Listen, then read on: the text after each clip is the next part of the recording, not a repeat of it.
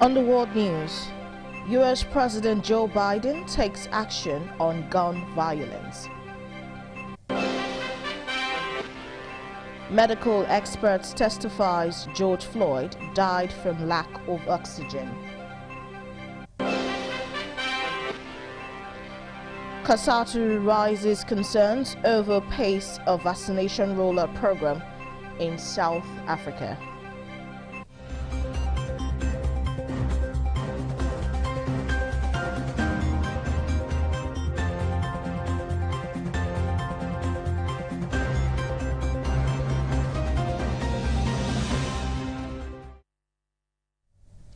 A good afternoon to you. Thanks for joining us on the World News. I am Daisy Leo Asikidi. President Muhammadu Buhari has approved the dissolution and reconstitution of the Governing Council of the University of Ibadan, University of Port Harcourt, University of Lagos, Obafemi Awolowo University Ile-Ife, and Maritime University in Delta. The approval is contained in a statement by Mr. Sonny Echono, Permanent Secretary, Federal Ministry of Education. The statement listed members of the new Council of University of Ibadan as Chief John Odige Oyegun, Chairman, Mr. Masood Kazwari Abayaru, Al-Arji Abubakar Mekafi, and Mr. Emeka Nwangbo as members. For Uniport, the Governing Council members are Senator Andrew Uchendu as chairman, while Mr. Kolo Uzamat, Commodore D.T. Hinga, Mohammed McAfee, and Ahmed Al-Mustafa are members. UNILAG has Dr. Larry Tedroshu as chairman, with Ms. Dr. Aminu Ahmed, Dr. Uro Ganna, Chief Chinedu Adindi, and Mr. Mustafa Saliu as members. Also, OAU has Chief Oscar Udoji as chairman, with Captain Bala Jibrin, Mr. Eugene Odo, Dr. Latif Babata, and Alhaji Seidu Bako as members. The governing councils of the 5 universities will be inaugurated in Abuja by the Minister of Education, Malam Adamu, on April 19. Edo State government yesterday temporarily shut the offices of the main organizing committee of the National Sports Festival at the Samuel Ogbemudia Stadium in Benin City. Bestin Bureau reports that the state government have also resolved to end the games on Friday 12 noon, should the federal government fail to fund the sports festival.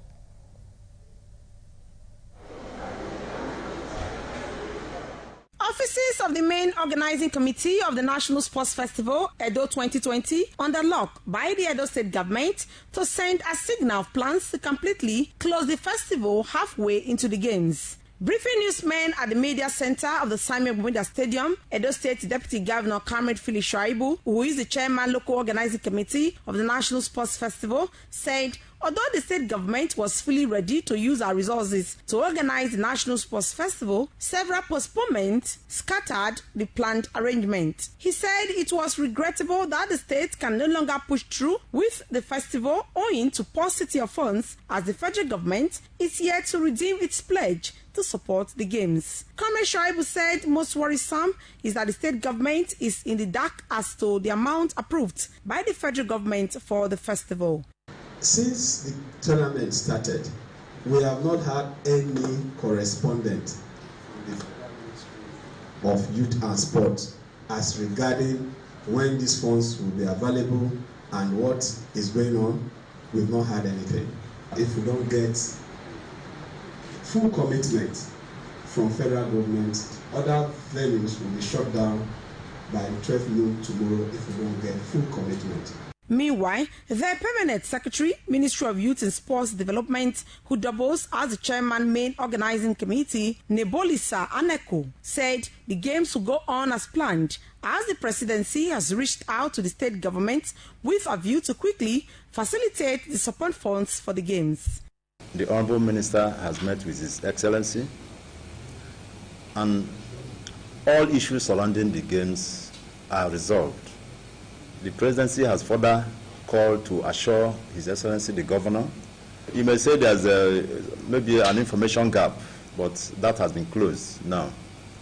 The games are not under any threat. At the time of this report, it was gathered that the 28th National Sports Festival will continue till the end of the over 30 games. Over 9,000 athletes and officials have been in Edo State since last week for the National Sports Festival. Best Mbiere reporting. Some athletes and stakeholders have expressed delight in the decision of Edo State government to continue with the 20th edition of the National Sports Festival after the initial threat to halt the games.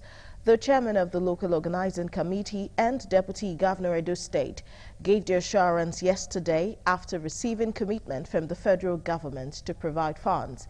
Emerson Edosa has details. Deputy Governor of Edo State, Comrade Philip Shaibu, who is also the chairman local organizing committee, monitored some of the events in the ongoing National Sports Festival, where he motivated Edo athletes to win gold medals in 2 different categories in kickboxing. The deputy governor said thereafter that the sports festival will continue contrary to the cancellation threat earlier announced. He assured that Edo State athletes will compete favorably. I want to thank Mr. Governor, thank the Chief of Staff to the President and the Vice President and the SGF and the Minister of Finance for coming to our rescue. Mr. Governor had a discussion with them and the issues are being resolved, and I can assure you that with the level of commitment that we have gotten now from the federal government, the games will go on. Some of the athletes who won gold medals in their games and other stakeholders commended the federal government for the timely intervention. I feel awesome, I feel joyful, I feel okay, I made everybody proud. I thank God too. He was a very good fighter, he's a tough one, he's a strong man. So all the same, I give God all the glory. He made it happen. Without God, I'm not sure I would have won this. But thank God I won. I feel happy. I actually give accolade to the state government because it's not easy in these trying times of economic recession. Hosting this kind of biennial games is not easy. Every state has been affected by the pandemics, and it's actually the treasury has actually dropped down. We're very happy. As a federation, Sumas are very happy. We've just done 27 events. We still have another 15 events to go. Actually, in all my events, since I started kickboxing, I have over 25 gold medals and silver and bronze. So it has been great for me. Thank God for the strength and the victory God has been giving me all through. There was apprehension on Thursday as a swimmer lost consciousness during competition, but the timely intervention of officials resuscitated her. The National Sports Festival enters its 5th day with some events already concluded in swimming, kickboxing and karate. Emerson Edosa reporting.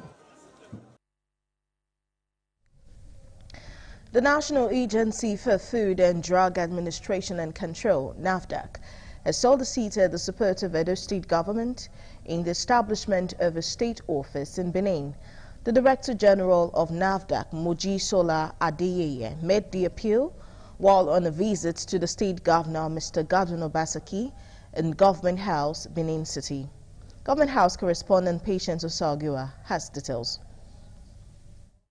The NAFDAC Director General Mojisola Adeyeye told Governor Obaseki that allocation of land to the agency will help it further the mandate of ensuring safe food and drugs at the state level. She said 7 state offices have been constructed and 5 more, including Edo State Office in the offing, all of which were provided for in the nation's 2020 budget. We will be privileged if the governor can make NAFDAC a member of the tax security forces actually in the state, but not just that, it is to strengthen the state tax force.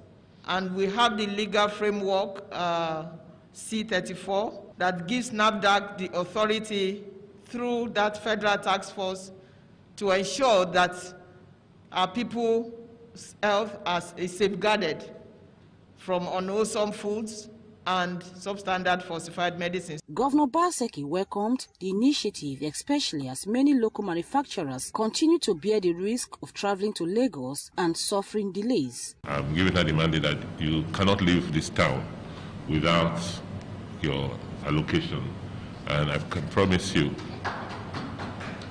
that within 7 days you'll get the CFO. We are hoping that your office will have a complement of a full laboratory. We also help bring in that investment into the state so that if we need to do tests outside of what you regulate, that facility will be available. I have approved the allocation, so it's just a question of going to the site and doing an inspection. The Edo State Governor also urged the agency to ensure the complement of a full laboratory in the facility. Patience Osaugiwa reporting.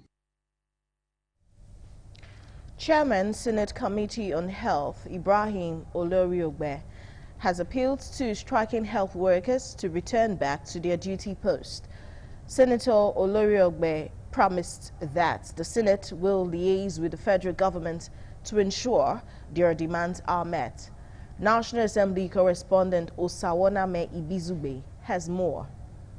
The appeal by Chairman of the Senate Committee on Health, Ibrahim Oloriogbe, was conveyed during a public hearing on the establishment of the Federal Medical Center, Mubi, Adamawa State. The lawmakers appealed to the striking resident doctors to go back to their workplaces, as any death recorded in the course of their strike would be on them.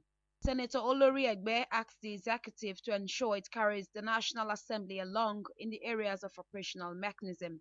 We even consult you more in the executive than how you consult us. Because executive can always say we are the policy maker and then you don't develop policy. Because we represent Nigeria. We know about what the people we have consulted, we are always working. But the conversion, what is the content? How the steering committee works? What's the technical arm now? And how would that be responsive? We are not consulted. It's not shared with us. But we don't mind. But as part of our side, we come back now to ask you. So I'm not responding to you, but it's to say that, yes, it's noted. But at the end of the day, this particular hearing is also part of consulting. And that's why you are here. Absolutely. To listen to Nigerians about their view and to take it on board when the bill comes. The senator also assured that the Senate would do everything possible to ensure the doctors' demands are met. Osawoname Ibizugbe, ITV News, Abuja. Governor Nasir El-Rufai of Kaduna State says bandits terrorizing Nigeria have lost their right to life under the Constitution and must be wiped out. The Kaduna State Governor also said it is unacceptable that security agencies only respond to incidents of banditry when they ought to be proactive and ensure that such acts never took place. The governor stated this at a town hall meeting on national security organized by the Ministry of Information and Culture held in Kaduna. He said the bandits have declared war on Nigeria and there are no better ways to handle the situation than for security to take the war to the bandits.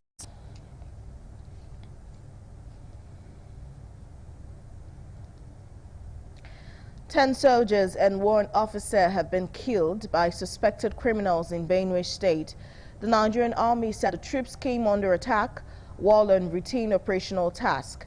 According to the army spokesman, Brigadier General Muhammad Yerima, the troops were initially declared missing, but their bodies were later found by a search and rescue team in Konshisha local government area of the state.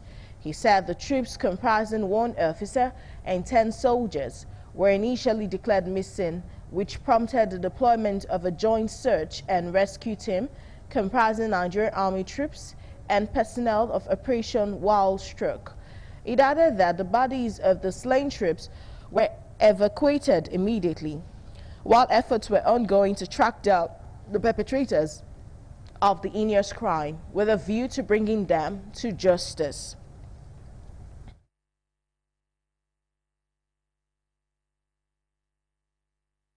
You're watching the World News on Independent Television. Still to come, medical experts testifies George Floyd died from lack of oxygen.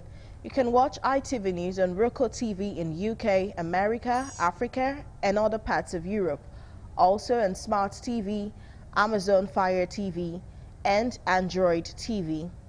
You can view us on TSTV on channel 364, nationwide on StarTimes channel 130, and Gold TV channel 107.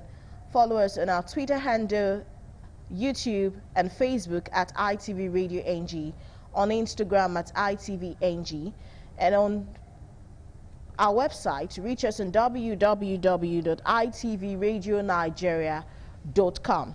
You can also download the ITV app from a mobile app store. Stay tuned.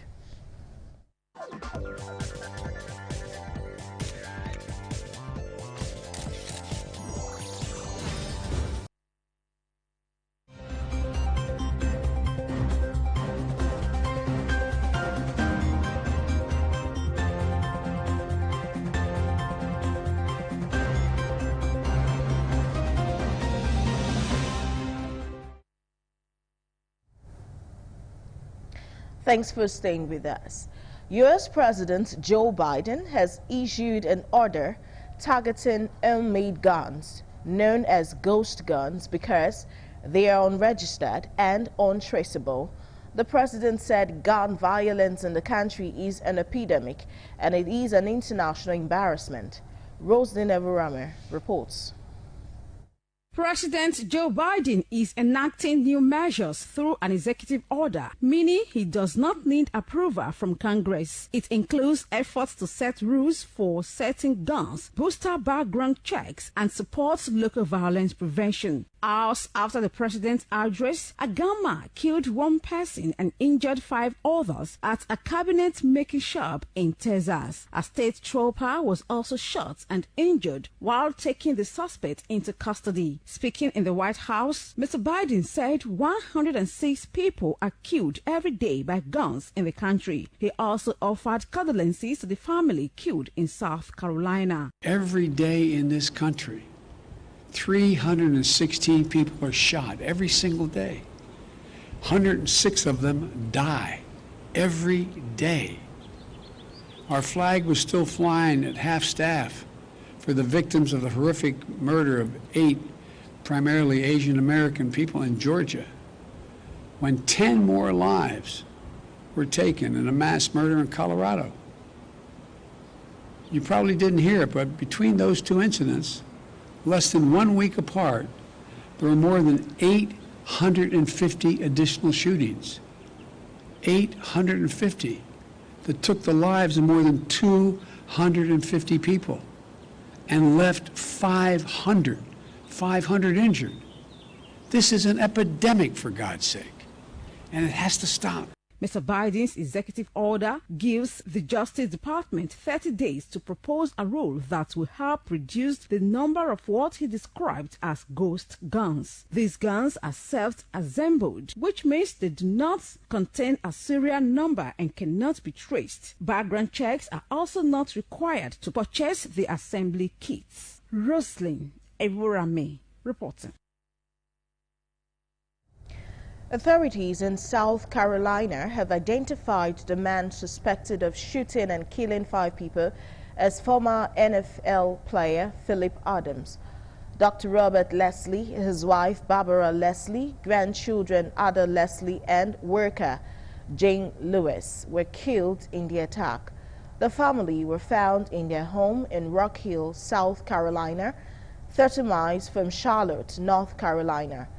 Police said the suspect, Mr. Adams' parents, lived near the doctor's home and that he shot himself in a bedroom. Thereafter, police attempt to get him to leave the house voluntarily has failed. The motive for the attack remains unclear. A doctor at the trial of ex-police officer Derek Chauvin in Minneapolis has said that George Floyd died from lack of oxygen during his arrest. Contradicting the defense, Dr. Martin Tubin said fentanyl did not cause Mr. Floyd's death. Roslyn Everame has details. The toxicology report released last June said that Mr. Floyd had the painkiller fentanyl and the drug methamphetamine in his system. Since then, the defense had argued that the fentanyl caused Mr. Floyd's loss of oxygen. However, an intensive care medical expert, Dr. Toby, said that Mr. Floyd's breathing did not slow down enough for the painkiller to have been a factor in the total loss of oxygen. Later in the hearing, the defense questioned, can Toskin acting police surgeon, Dr. Bill Smoke, who works for the Louisville Police and is an expert in forensic emergency medicine. Dr. Smoke said Mr. Floyd displayed air hunger, a term for when the body becomes desperate for oxygen, while a fentanyl overdose can slow down breathing. He said people who are overdosing are not aware they are lacking oxygen and often appear sleeping. In contrast, he said Mr. Floyd appeared to be alert. On cross-examination, he concurred with the defense that there was no safe amount of methamphetamine to be in someone's system and that an overdose of methamphetamine and fentanyl combined may look different from fentanyl alone. Dr. Smoke also told the court that while viewing the footage, he heard Mr. Floyd complained about being unable to breathe before he was restrained on the ground. Asked about the positioning of the handcuff behind Mr. Floyd's back, coupled with the downward pressure of the police weight against him, Dr. Tobin, an expert in pulmonary medicine, said that Mr. Floyd's ability to expand his chest to breathe was severely impaired, pointing out that the positioning of the handcuff was also significant. Dr. Tobin used footage captured during Mr. Floyd's arrest to provide his medical opinion on the 9th day of the police officer's trial. The defense is due to begin arguing its case in court next week. The trial, now in its second week, is expected to last for at least 1 month. Roslyn Eworami reporting.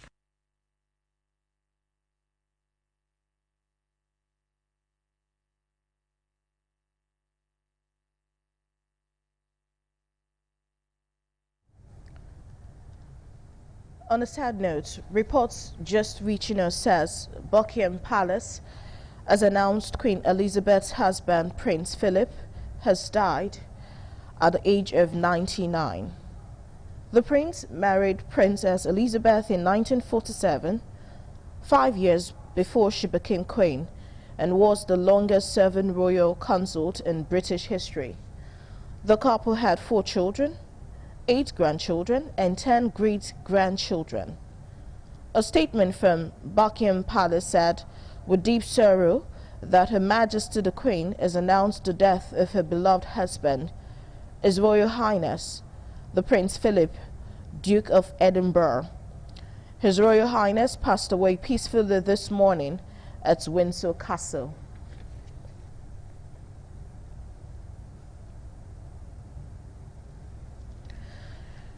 Research Director at the Center for Africa-China Studies, Dr. Emmanuel Matambo, says Southern African Development Community leaders should urge the Mozambican government to be accountable for its provision of public goods and services, especially for the youth in the north of the country. Roslyn Evirame has more.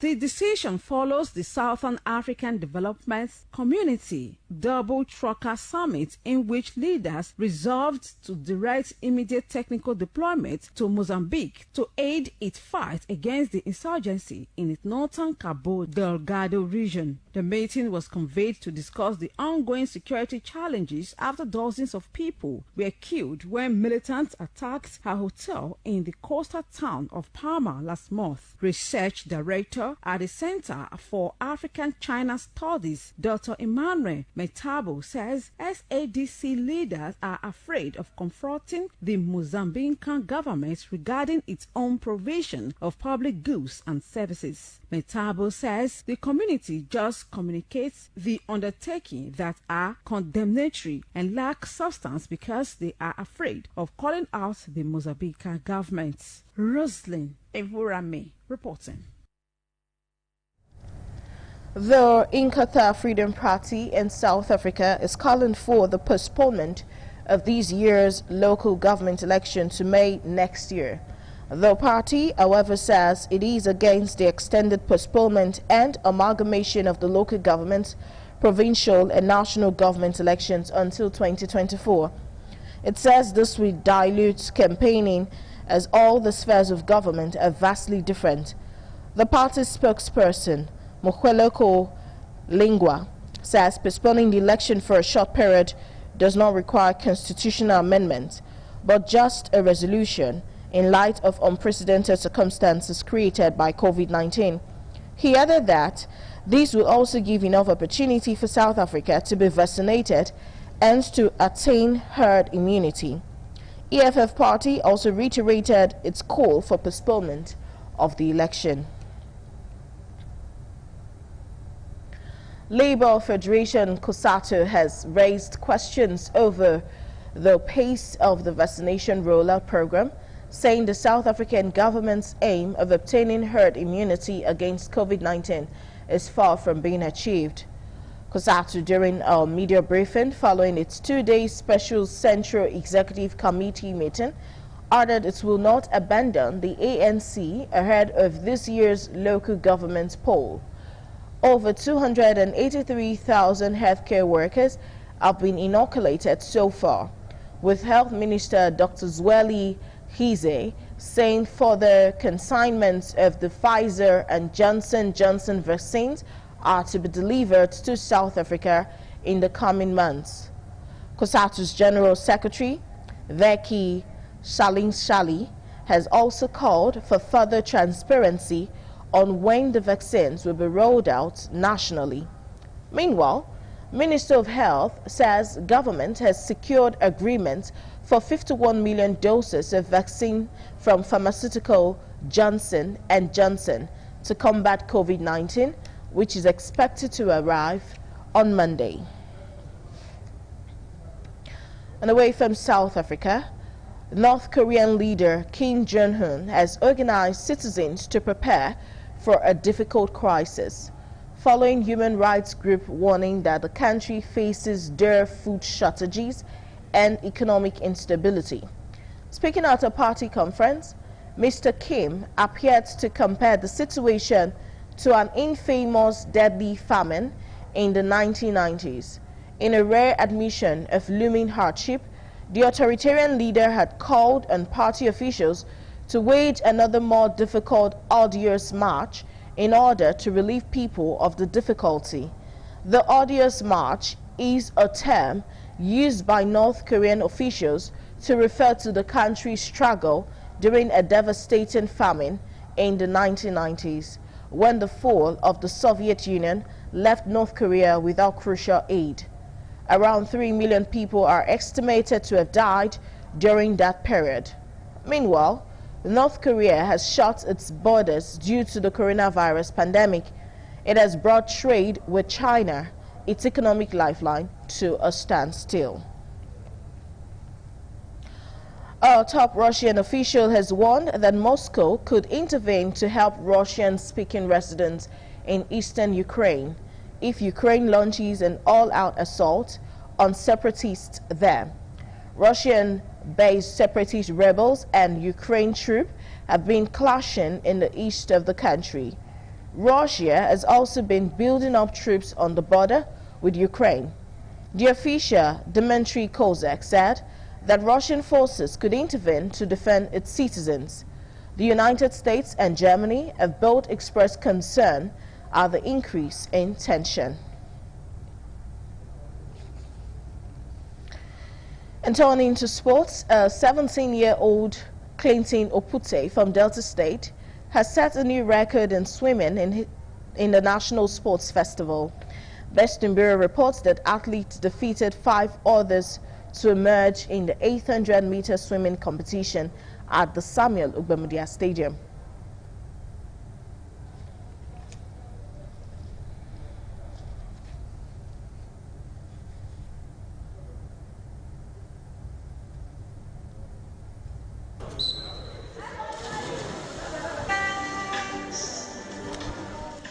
Swimmers at the Olympic-sized pool of the Samuel Ugbemudia Stadium were in for a serious business in the 800 meters competition, with 6 athletes from different states competing in the game. After less than 10 minutes, 17-year-old Clinton Opute, representing Delta State, came tops with 9.34.53 seconds to break the records set by Samson Focados during the 2006 National Sports Festival in Abeokuta, Ogun State.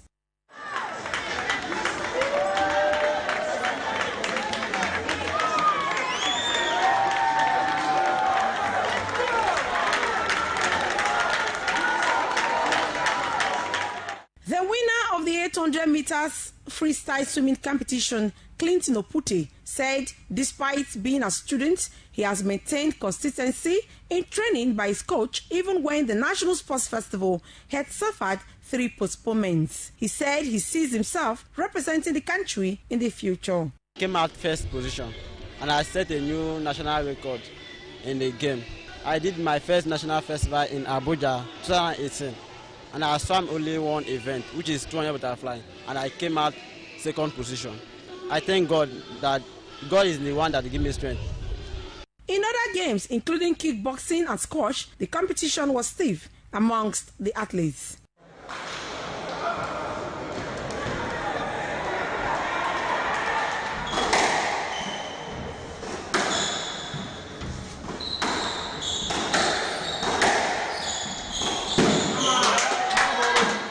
Best Mbiere reporting.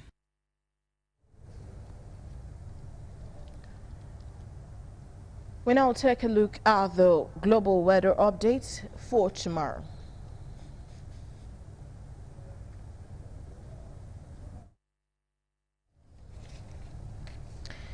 To end the world news, a look at our top stories. U.S. President Joe Biden has issued an order targeting unmade guns, known as ghost guns, because they are unregistered and untraceable.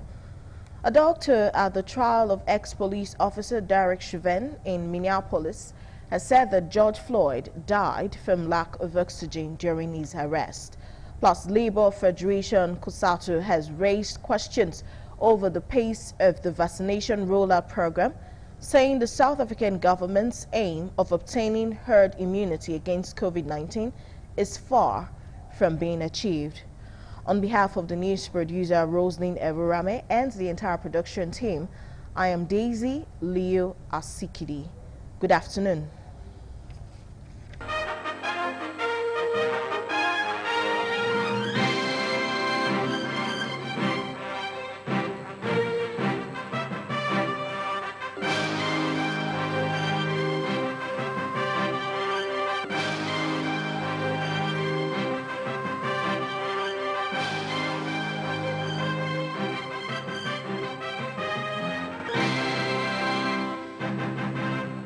Independent television news, truly independent.